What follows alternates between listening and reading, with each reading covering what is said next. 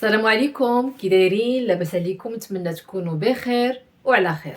مرحبا بكم معايا في حلقه جديده من حلقاتنا اللي كنتناولوا فيها مواضيع الساعه. اليوم كنعالجوا واحد الموضوع اللي هو مهم بزاف، الا وهو التنمر ديال الاساتذه ضد التلاميذ. وباش نعالجوا هذا الموضوع اللي هو مهم كما قلت لكم في بدايه الحلقه، غادي نعاود لكم واحد القصه من صلب الواقع المغربي. القصه ديالنا ديال اليوم هي قصه واقعيه ديال واحد التلميذه كتقرا في المستوى الثانوي في مدرسه خصوصيه. وركزوا ليا مزيان على هذه المدرسه الخصوصيه. تعرضت لسوء المعامله من طرف الاستاذ اللي كتقرا عنده في القسم.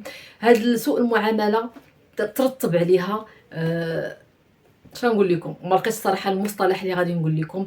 يعني اثر عليها نفسيا وصحيا، واثر حتى على المردوديه ديالها الدراسيه. باش تعرفوا التفاصيل ديال هذه القصه بقاو معايا حتى نهايه الفيديو وما تمشيو فين. نبداو القصه ديالنا على بركه الله. تاريت كاسم مستعار للبطله ديال القصه ديال اليوم، اسم ريهام احتراما للرغبه ديالها. غادي نرجع بكم الى عام 2006. هاد السنه هذه تزادت البطله ديالنا ريهام، وعاشت في واحد البيئه مليئه بالحنان والاحترام، وكانوا موفرين لها جميع الظروف باش تكون من التلميذات المتميزات. العائله ديال ريهام عائله متدينه ومتوسطه كما كنقولوا، ما عندهمش وما خصهمش. كانت العائله ديال ريهام عائله كيتقاتلوا مع بنتهم ريهام باش يقريوها في مدرسه خصوصيه، لانهم عارفين، لانهم مثقفين وواعيين وعارفين بان التلاميذ اللي كيقراو في مدارس عموميه للاسف كيتعرضوا بزاف ديال المشاكل.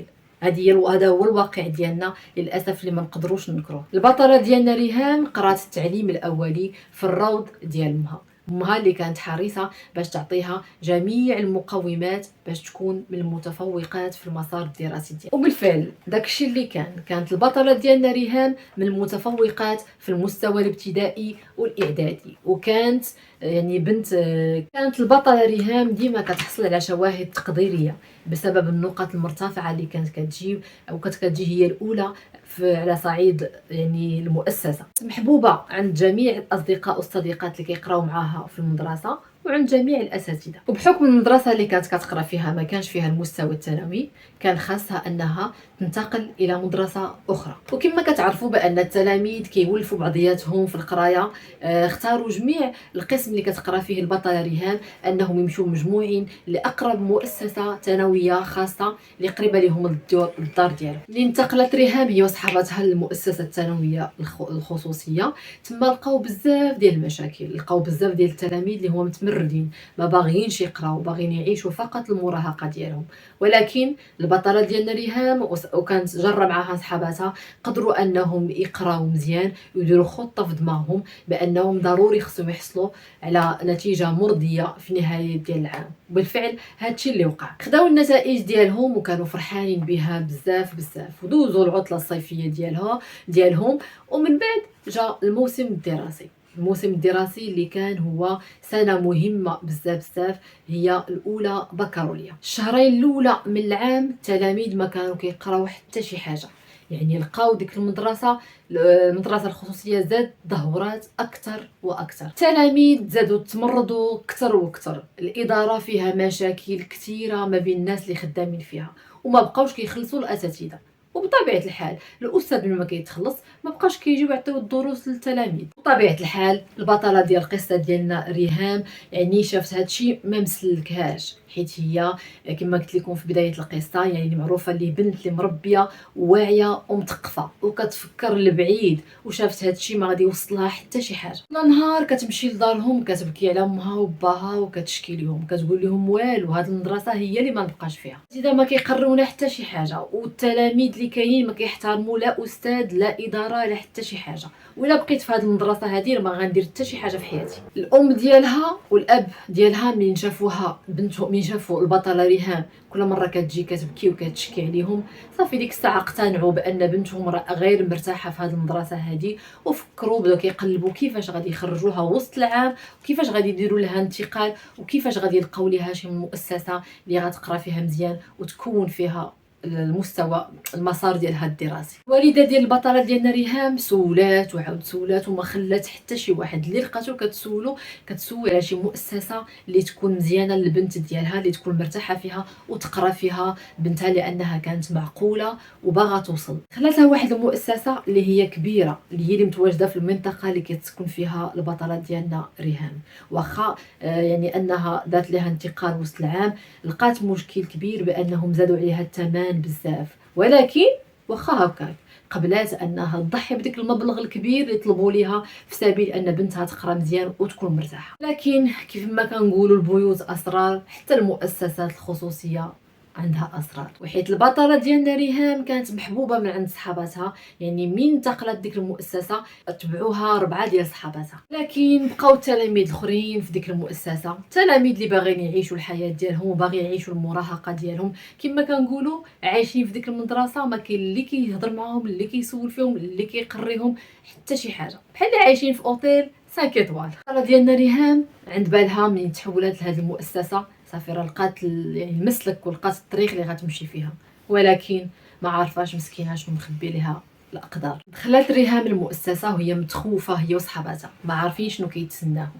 وبحكم ديك النقط المرتفعه اللي كانت كتجيب ريهام هي وصحاباتها، دخلوهم في هذه المؤسسه الجديده كلاس بيلوت، شعبة العلوم الرياضية اللي كانت مختارها ريهام عن حب وشغف وطموح. أول واحد غادي تلقى به ريهام هو الأستاذ اللي كتدور عليه الحلقة ديال اليوم. أول موقف غيوقع ليهم مع الأستاذ، سولهم فين وصلتوا في المقرر. ديك الساعة هما يقولوا ليه التلاميذ، قالوا ليه راه حنا ما وصلنا حتى شي حاجة، يلاه كنا بدينا في المقرر.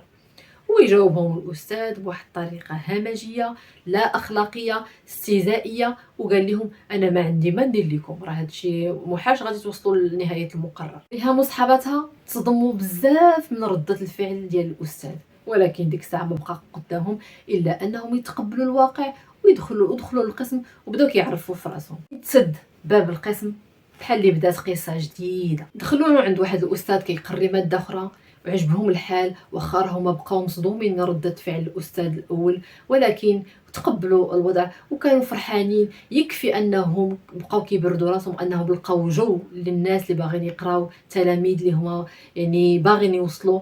هاد الحاجة اللي لقاوها كانت كافية أنهم يبردوا. داز النهار الأول ونهار الثاني ونهار الثالث حتى وصلوا واحد العطلة اللي كتجي وسط العام. في الوقت اللي كانوا التلاميذ كيرتاحوا في العطلة ديالهم، تلميذة ريهام كانت كتقاتل، بدات كتراجع ديك الروطه اللي كان عندها، لانه ما كانوا كيقراو حتى شي حاجه في المؤسسه اللي كانت قبل.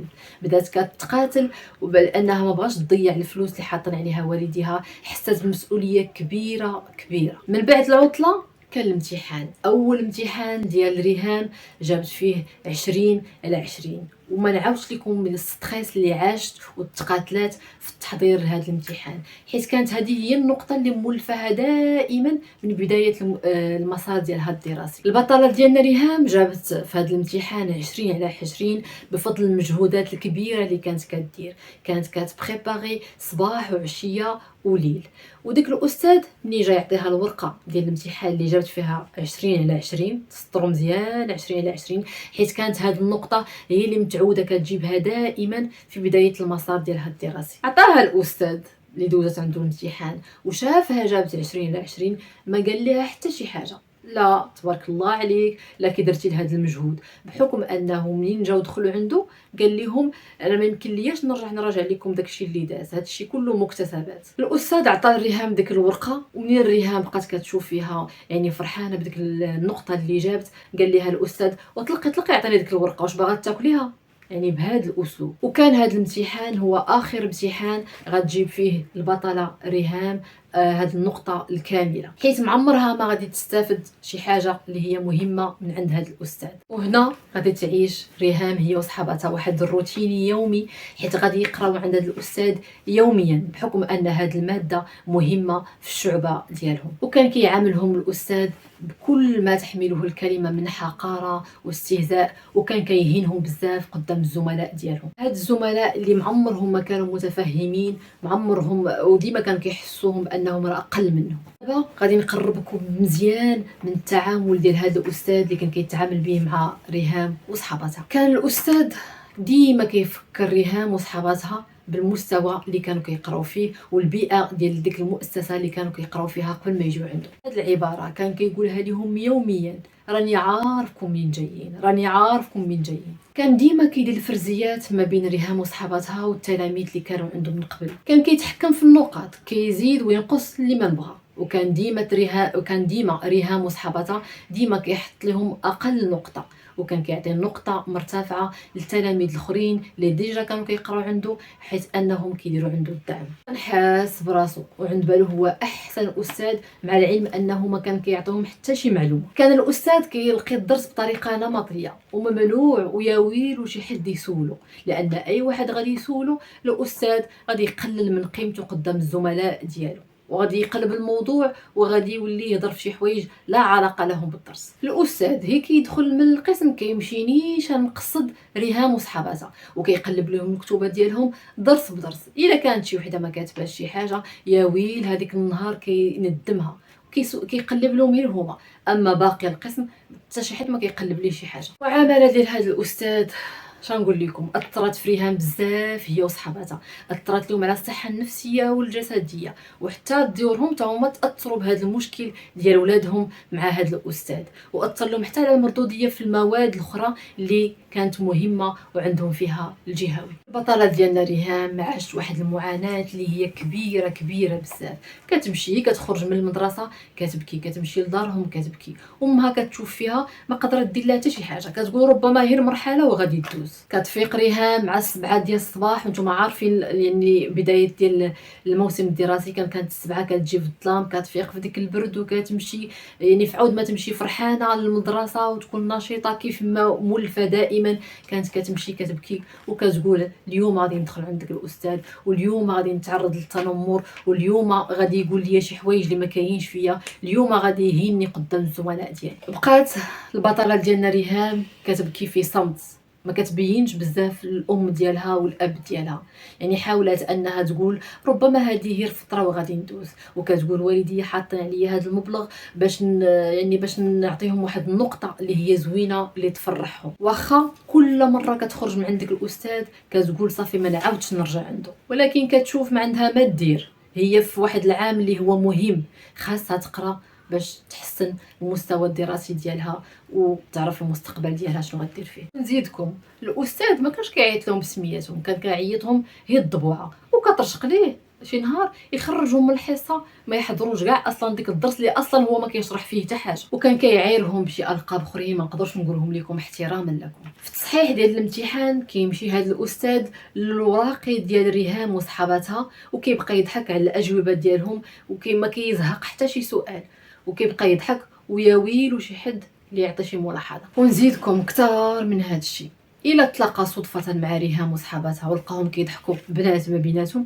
كيجي حتى لحدا ريهام وتيقول لها تهجريه، يعني بهذا الاسلوب هذا تيقول لها واتاك هي الضحك، حتى تكوني من ديك من التلميذات المتفوقات اللي كيجيبوا نقطه مرتفعه عنده في الماده ديالو، يعني ديك التلميذات اللي كيديروا عنده الدعم، عاد تقدري تضحكي. الام ديال ريهام بطبيعه الحال لاحظت بان بنتها راه كتعيش واحد المعاناه نفسيه وجسديه، ولكن واخا داكشي ما بغاتش تمشي دير شكايه. قالت نصبر على ود بنتي في هذه المؤسسه الجديده اللي حنا بجوجنا يلا كنحاولوا نتوافقوا معاها. تخيلوا معايا يوميا هذا الاستاذ كيعامل ريهام بهذا الاحتقار، بهذا الاستهزاء، بهذه المعامله. كيفاش غادي تتوقعوا غادي تكون النفسيه ديالها؟ وملي نقرب الجهوي البطله ديالنا ريهام ما تلاتش قادره تمشي للمدرسه وتشوف هذا الاستاذ، ولات كتمشي للدار كتبكي وكتشكي، ولا في الليل كتجيوها كوابيس وكتبقى تذكر سميتو، ولات في واحد الحاله يرثى لها. كما قلت لكم ريهام اللي تحولت للمؤسسه يعني دخلت القسم القائد كلاس بيلوت،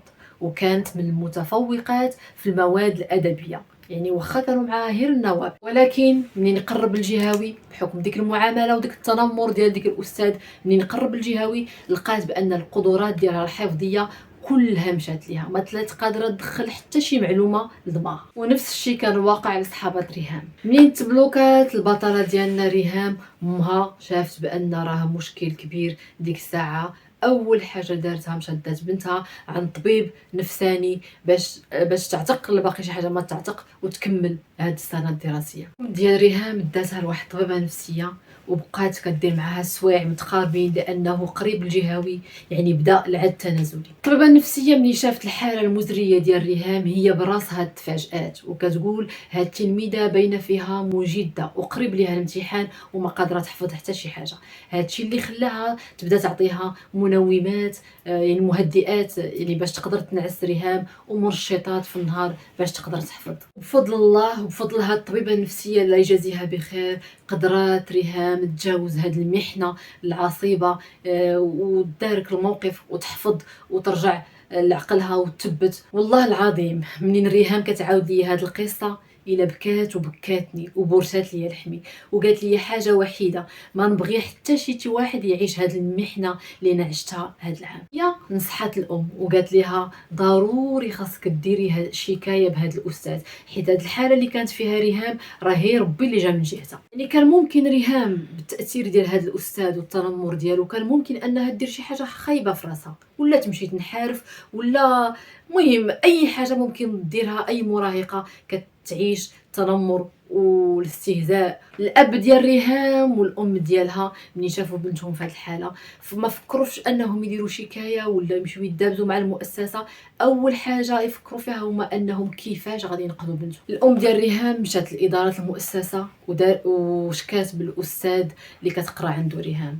وهنا كانت الصدمه الكبرى ان الاداره قبل ما تسمع الام شنو بغات وقبل ما تسمع الام شنو باغا تقول، الاداره جات من الاستاذ، حكم ان الاستاذ كتربطو علاقه قرابه مع المدير ديال المؤسسه. الاستاذ منين تلاقى مع الام ديال ريهام عملها واحد المعامله مستفزه وقال لها انا ما عنديش الوقت اللي غادي نهضر مع الاب ولا الام ديال شي تلميذ، عندي مشاريع اخرى وعندي اشغال اخرى، واخر همي انني نهضر مع شي ام ديال شي تلميذه عندي. ويتم خارج من الاجتماع، خرج الاستاذ وخرج الطاقم الاداري وخلى الام ديال ريهام وامهات ديال صحاباتها تا هما بقاو جالسين مصدومين ما فاهمين حتى شي حاجه. منين ما هضرش معاهم الاستاذ والطاقم الاداري قالوا اجي نمشيو نجربوا حدنا مع مدير المؤسسه. مدير المؤسسه اللي كمل كل شيء ما قبلش حتى انه باش يتلاقى بهم، حتى صاحب المؤسسه ما حلش لهم الباب ديال المكتب ديالو. رجعت الام ديال ريهام للدار وهي كتبكي وعاد عرفات شنو داز على بنتها طول العام الدراسي. ديك الساعه هي تعاود لراجلها قالت ليه كيفاش الطريقه اللي تعامل معاهم هذا الاستاذ. ديك الساعه الزوج ديالها قرر انه يدير به شكايه ضد الاستاذ وضد المؤسسه ويمشي يحطها عند الاكاديميه ويتابعهم قضائيا. منين جا الجهوي ريهام وصحاباتها يعني حاولوا انهم يتجاوزوا هذه المحنه وجدوا مزيان ودوزوا الامتحان في احسن الظروف، وان شاء الله قريب تخرج لهم النتيجه. علمكم بالمستجدات قريبا. وهنا غادي نخليكم مع واحد المقطع غادي تقدم فيه البطله ديالنا ريهام مجموعه من النصائح اللي بزاف ديال التلاميذ اللي كيعيشوا واللي عاشوا واللي مازال غادي يعيشوا بحال هذه الحاله، اللي ما يقدروش يعبروا على راسهم، ما يقدروش يوصلوا صوتهم بسبب هذه المعامله اللي كان كيعامل الاستاذ ريهام، معامله اللي كانت كتضر في القلب وكتضر في الخاطر. ريهام بدلت الشعبه ديالها من علوم رياضيه الى علوم فيزيائيه، واخا هي كانت كتطمح انها تبقى ديما علوم رياضيه. السؤال اللي كيطرح ولا اللي كيفرض نفسه، شكون اللي غادي يحاسب هاد الاساتذه عديمي الضمير اللي كيكونوا سبب في تغيير المسار الدراسي ديال التلاميذ متفوقين؟ اش غادي نقول لكم، الصراحه هاد القصه اثرت فيا بزاف بزاف، وكنصح اي تلميذ كيعاني من هذا المشكل انه ما يبقاش ساكت، لانه لا بقى ساكت غادي يوصل لشي مشاكل ما لا يحمل عقباه. عجبكم الفيديو ديال اليوم ما تبخلوش عليا من الاشتراك والضغط على زر الجرس وبطبيعه الحال التعاليق ديالكم اللي كنقراها ديما واللي عاش نفس هذه الحاله ونفس هذه القصه حتى هو يذكرها لنا في التعاليق. وهنا غادي نخليكم مع واحد المقطع غادي تقدم فيه البطله ديالنا ريهام مجموعه من النصائح اللي بزاف ديال التلاميذ اللي كيعيشوا واللي عاشوا واللي مازال غادي يعيشوا بحال هذه الحاله، اللي ما يقدروش يعبروا على راسهم، ما يقدروش يوصلوا صوتهم. السلام عليكم، معكم التلميذة ريهام. أول حاجة بغيت نشكر القناة ديال الفاتحة الموحدية على حيث أنها قبلت أنها تعاود القصة ديالي باش تكون عبرة لجميع التلاميذ اللي كيعانيو من نفس المعاناة اللي عانيتها. خليتكم على خير والى فيديو قادم ان شاء الله، ومع السلامه.